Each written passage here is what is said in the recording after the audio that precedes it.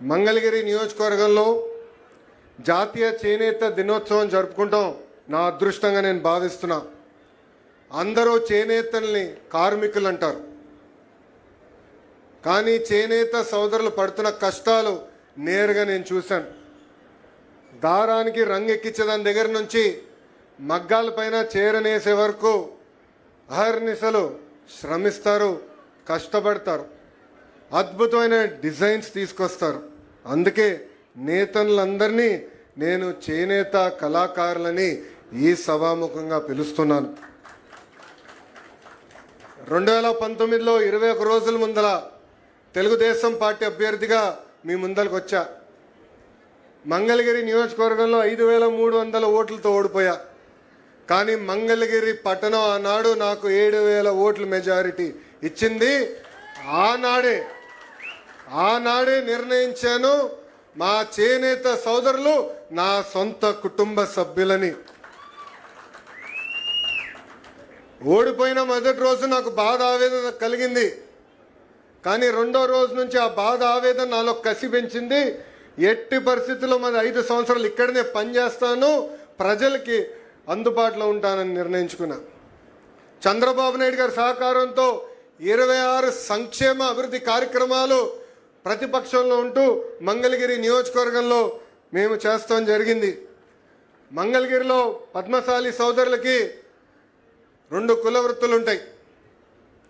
ఒకటి చేనేత, రెండోది స్వర్ణకార వృత్తి. ప్రతిపక్షంలో ఉన్నప్పుడు చేనేత సోదరుల్ని ప్రోత్సహించడానికి 873 రాట్నాలు ఆనాడు ఉచితంగా అందించాం. కరోనా టైంలో చేనేతలకు అండగా నిలబడడానికి వాళ్ళు కావాల్సిన మందులు కానీ ఆక్సిజన్ సిలిండర్లు ఆనాడు అందించాం. షెడ్లో పనిచేస్తున్న చేనేత సమస్యలు నేను నేరుగా తెలుసుకున్నా. మీ బాధలు, మీరు పడుతున్న ఇబ్బందులు, మీ ఆవేదన తెలుసుకున్న తర్వాతనే ప్రతిపక్షంలో ఉన్నప్పుడు 2022లో ఈ వీవర్శాల కూడా మేము ఏర్పాటు చేస్తాం జరిగింది. ఈరోజు డిజైన్లు కానివ్వండి, లేటెస్ట్ మగ్గాలు కానివ్వండి, తాత తెనేరాతో ఒప్పందం కుదుర్చుకుంటాం కానివ్వండి, మార్కెట్ లింకేజ్ కానివ్వండి, ఈ అన్నిటి ద్వారా ఈరోజు చేనేత సోదరులకి ఆదాయం 30% మేము పెంచాం. కానీ నేను ఆనందంగా లేను. నేను ఒక లక్ష్యం పెట్టుకున్నా. ఆ లక్ష్యం 100% ఆదాయం పెంచాలని, రెట్టింపు చేయాలని. స్వర్ణకారులు కూడా ప్రతిపక్షంలో ఉన్నప్పుడు లక్ష్మీ నరసింహ స్వర్ణకారుల సంక్షేమ సంఘం ఏర్పాటు చేశాం. దాని ద్వారా స్వర్ణకారులకి హెల్త్ ఇన్సూరెన్స్ కానివ్వండి, మెరుగైన పనిముట్లు కానివ్వండి, వాళ్ళకి ఆర్థిక సహాయం కూడా ఆనాడు మేము అందజేశాం. సార్, యువగలం పాదయాత్రలో ప్రొద్దటూరు కానివ్వండి, ధర్మవరం, మంగళగిరి, ఉప్పాడలో నేను చేనేత సోదరుల్ని నేరుగా కలుసుకున్నా. వాళ్ళ పడుతున్న ఇబ్బందులు నేరుగా నేను తెలుసుకుంటాం జరిగింది. ఆనాడు ఇట్లనే ఒక మీటింగ్ పెట్టుకుని చేనేత సోదరులు చెప్పా, చేనేత సోదరులు నేను దత్తత తీసుకుంటున్నానని. కొంతమంది ఎగతాళి చేశారు, కొంతమంది కించపరిచే విధంగా మాట్లాడారు. కానీ నా ఆలోచన ఒక్కటే, చేనేత రంగాన్ని పెద్ద ఎత్తున ప్రోత్సహించాలి, వాళ్ళ ఆదాయం రెట్టింపు చేయాలి. ఆ లక్ష్యం పెట్టుకుని నేను దత్తత తీసుకుంటానని ఆనాడు చెప్పాను. ప్రభుత్వ స్కీమ్స్తో పాటు డిజైన్లు కానివ్వండి, modern colours, skilling, market linkage, promotion, ఇవన్నీ చాలా అవసరం. అందుకే నేను మంగళగిరి కళాకారులు, చేనేత కళాకారు వస్త్రాల్ని పెద్ద ఎత్తున ప్రమోట్ చేస్తున్నాం. కుటుంబం పరంగా మేము ఒక పెళ్ళికి వెళ్తే అక్కడ మేము ఇచ్చే చీర కూడా మంగళగిరి చీరనే. నేను ప్రధానమంత్రి గారు కలిసినప్పుడు కానివ్వండి, గౌరవ ముఖ్యమంత్రి గారు కలిసినప్పుడు కానివ్వండి, లేదంటే ఇతర దేశ రాష్ట్రపతులు కలిసినప్పుడు కానివ్వండి, వాళ్ళకు కూడా నేను ఇచ్చేది మన మంగళగిరి చేనేత కళాకారుల షాల్. బ్రహ్మణి ఒక చీర కట్టింది, మంగళగిరి చీర. అది కట్టిన తర్వాత చాలా వైరల్ అయింది. ఒకే ఒక షాప్లో అదే రంగు చీర 98 మంది కొనటం జరిగింది. అంటే మంగళగిరి మా గుండెల్లో పెట్టుకుని ఈరోజు మా కుటుంబం అహర్నిశలు మీ గురించి ఆలోచిస్తున్నాం. నేను యువగలంలో చేనేత సోదరులకి కొన్ని హామీ ఇచ్చా. మొదటిది, ఇంట్లో మగ్గాలుంటే 200 యూనిట్లు కరెంట్ ఉచితంగా ఇస్తామని, ఇంట్లో పవర్ లూమ్ ఉంటే 500 యూనిట్లు ఉచితంగా కరెంట్ అందజేస్తామని, ఇంకా చేనేత వస్త్రాల పైన జిఎస్టీ ఇబ్బందులు ఉన్నాయి, మేము కేంద్ర ప్రభుత్వంతో సంప్రదింపులు చేస్తాం. ఒకవేళ కేంద్ర ప్రభుత్వానికి ఇబ్బంది ఉంటే రాష్ట్ర ప్రభుత్వమే ఆ జిఎస్టీ రిబేట్ ద్వారా చేనేత సోదరులకు అందిస్తానని కూడా హామీ ఇచ్చాం. ఇంతేకాకుండా థ్రిఫ్ట్ ఫండ్ తిరిగి ఏర్పాటు చేస్తామన్నాం. ఇంకా చేనేత భరోసా కింద ప్రతి చేనేతకి 25,000 రూపాయలు ప్రతి సంవత్సరం ఆర్థిక సహాయం కూడా అందజేస్తామని ఆనాడు హామీ ఇస్తాం జరిగింది. స్వర్ణకారులు ఎప్పుడు లేని విధంగా కార్పొరేషన్ కూడా ఏర్పాటు చేస్తామని ఆనాడు ఇదే గడ్డ పైన నేను హామీ ఇచ్చా. గౌరవ ముఖ్యమంత్రి గారి సహకారంతో ఇచ్చిన ప్రతి హామీ ఈరోజు మేము నిలబెట్టుకున్నామని ఈ సభాముఖంగా మా చేనేత సోదరులకి నేను తెలియజేస్తున్నా. 2024 ఎన్నికల్లో మిమ్మల్ని అందరూ ఒక విషయం కోరా. 5,300 ఓట్ల మెజారిటీతో నేను ఓడిపోయాను. దాని పక్కన ఒక 0 పెట్టి 53,000 ఓట్లతో గెలిపించి శాసనసభకు పంపించమని ఆనాడు మిమ్మల్ని అందరినీ కోరా. కానీ మీరు చేసిందేంటి?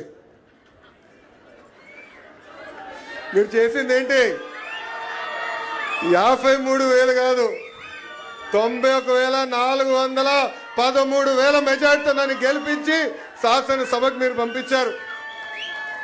ఆనాడు మీకు చెప్పా, నాకు మీరు ఎంత ఎక్కువ మెజార్టీ ఇస్తే నాకు అంత బలం వస్తుందని. దేనికి? అవసరమైతే చంద్రబాబు నాయుడు గారితో పవనంతో పోరాడి మన నియోజకవర్గానికి రావాల్సిన నిధులు నేను తీసుకొస్తానని ఆనాడు హామీ ఇచ్చా. అందుకే ఇప్పుడు మంగళగిరిలో ట్రిపుల్ ఇంజిన్ సర్కార్ నడుస్తుంది. ట్రిపుల్ ఇంజిన్ సర్కార్. రాష్ట్రం అంతా డబుల్ ఇంజిన్ అంట, అక్కడ నియోజకవర్గంలో ట్రిపుల్ ఇంజిన్. కేంద్రంలో ప్రధానమంత్రి నరేంద్ర మోడీ గారు, రాష్ట్రంలో గౌరవ ముఖ్యమంత్రి చంద్రబాబు నాయుడు గారు, మంగళగిరి గల్లీలో మీ లోకేష్.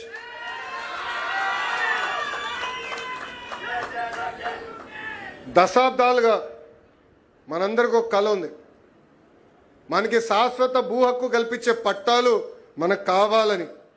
ఇది నేను గౌరవ ముఖ్యమంత్రి గారి దృష్టికి తీసుకెళ్ళిన వెంటనే ఇమ్మీడియట్గా ఫైల్ ప్రాసెస్ చేయండి, క్యాబినెట్కి తీసుకురానని. మంగళగిరి దయ వల్ల రాష్ట్రం మొత్తానికి ఈరోజు ఒక జియో వచ్చింది. సార్, ఇక్కడున్న అధికారుల సహకారంతో, తెలుగుదేశం, జనసేన, భారతీయ జనతా పార్టీ కార్యకర్తల సహకారంతో ఎప్పుడు లేని విధంగా 1,000 కోట్ల విలువైన భూమి మొదటి విడతలో 3,000 కుటుంబాలకి గౌరవంగా బట్టలు పెట్టి పసుపు కుంకాలతో మేము పట్టాలు అందించాం సార్.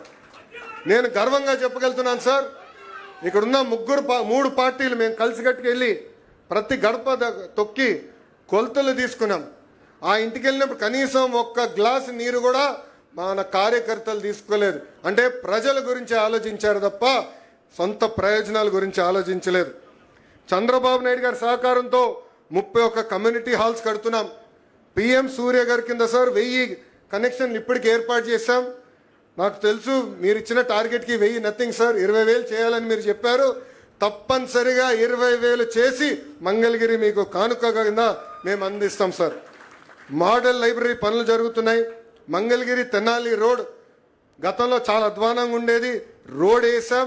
ప్రత్యేకంగా 4 లేన్ రోడ్లు కూడా పనులు త్వరలో ప్రారంభిస్తున్నాం. మంగళగిరి పట్టణంలో మహాప్రస్థానం పనులు కూడా వేగంగా జరుగుతున్నాయి. నియోజకవర్గం వ్యాప్తంగా సార్ సుమారుగా 100 శ్మశానాలు కూడా అభివృద్ధి చేస్తున్నాం. విద్యాశాఖ మంత్రిగా లీప్ స్కూల్ గౌరవ మున్సిపల్ అడ్మినిస్ట్రేషన్ శాఖ మార్చులు నారాయణ గారితో పోటీపడి నిడమరులో సార్ ఓపెనింగ్ని మళ్ళీ తిరిగి మిమ్మల్ని పిలుస్తాం. భారతదేశంలో ఎక్కడ లేని విధంగా ఒక లీప్ స్కూల్ కూడా ప్రభుత్వ పాఠశాల ఏర్పాటు చేస్తున్నాం. 46 పార్కులు, స్మార్ట్ బస్ షెల్టర్స్, తాడేపల్లి వంతెన, 100 పడకల hospital, Tadepalli flood protection wall, model fish market, model రైతు బజార్, భూగర్భ drainage, water, power, gas project, gems jewellery park, Nidamarru railway gate దగ్గర బ్రిడ్జు, ఇంకా తాడేపల్లి, ఎయిమ్స్, మంగళగిరి, లక్ష్మీ నరసింహస్వామి, పానకాల స్వామి గుడులు, హాస్పిటల్ మొత్తం ఇంటిగ్రేట్ చేసేటట్టు సార్. మీరు గతంలో ఇచ్చిన విజన్ మేరకు ఉచితంగా 2 ఏసీ ఈవీ బస్సులు కూడా ఈరోజు మేము ఇక్కడ నడిపిస్తాం జరుగుతుంది సార్. ఇట్లా 200 అభివృద్ధి కార్యక్రమాలు ఒక్క మంగళగిరి నియోజకవర్గంలో మీ ఆశీస్సులతో మేము ఈరోజు చేస్తాం జరుగుతుంది.